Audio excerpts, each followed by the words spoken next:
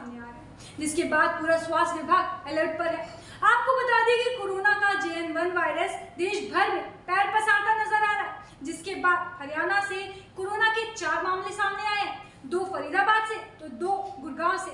वहीं बात करें चरखी दादरी की, तो चरखी दादरी में अभी तक JN1 वायरस का एक भी मामला सामने नहीं आया, लेकिन फिर भी वहाँ के स्वास्थ्य विभाग अलर्ट पर है। चरखी दादरी में पीड़ितों के लिए अलग से स्पेशल वार्ड बनाया गया है। वहीं सभी अस्पतालों में RT-PCR किट के अलावा सुरक्षा उपकरण रखने के आदेश दिए गए हैं। कोरोना ने, जैसा कि हमें अभी ये ऐसा प्रतीत हो रहा है कि कोरोना के केसेस ज़्यादा बढ़ेंगे, उसके लिए ज़िला अस्पताल दादरी में हमने पूरी व्यवस्था की हुई है।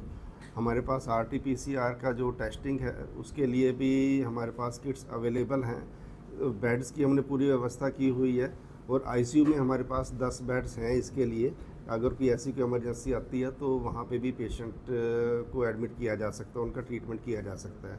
वैसे नॉर्मल पेशेंट अगर हमें ICU की ज़रूरत नहीं पड़ेगी, उसके लिए हमने सफिशेंटली बेड का अरेंजमेंट किया हुआ है ऑलरेडी। वैक्सीन तो वही पुरानी है, इसके में भी ये तो अपर लेवल पे, बल्कि इंटरनेशनल लेवल पे ये रिसर्च चल रही है कि उसका वैक्सीन की वजह से बाद में कुछ लोगों को कोई हार्ट की प्रॉब्लम हुई थी या उसमें कोई ब्लड क्लॉटिंग का चल रहा था।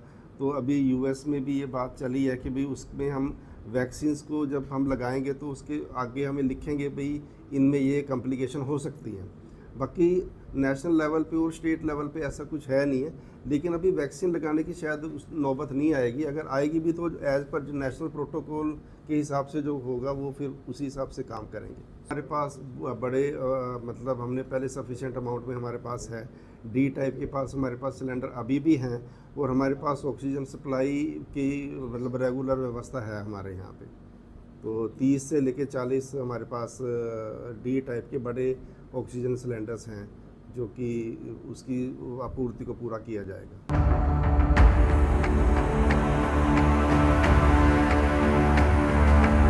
देश भर में छाया कोरोना का कहर, JN1 वायरस पसार रहा है पैर।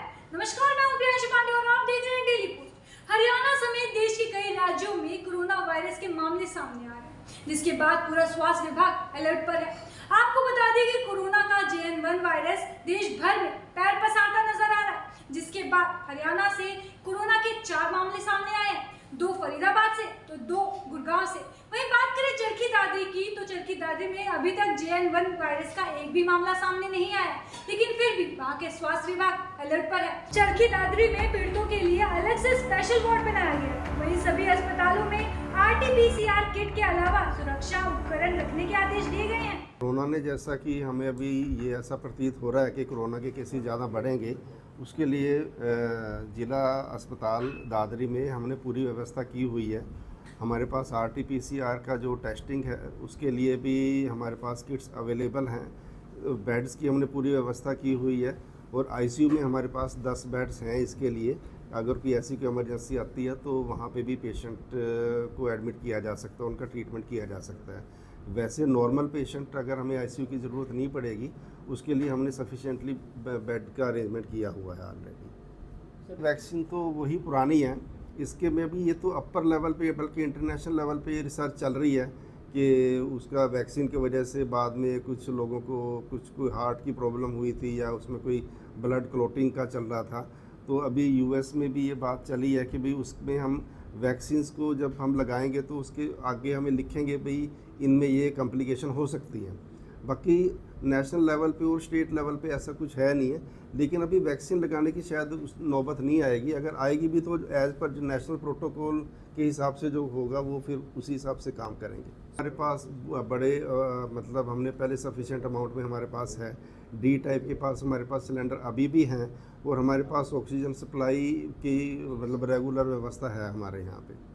तो 30 से लेके 40 हमारे पास D टाइप के बड़े ऑक्सीजन सिलेंडर्स हैं जो कि उसकी आपूर्ति को पूरा किया जाएगा।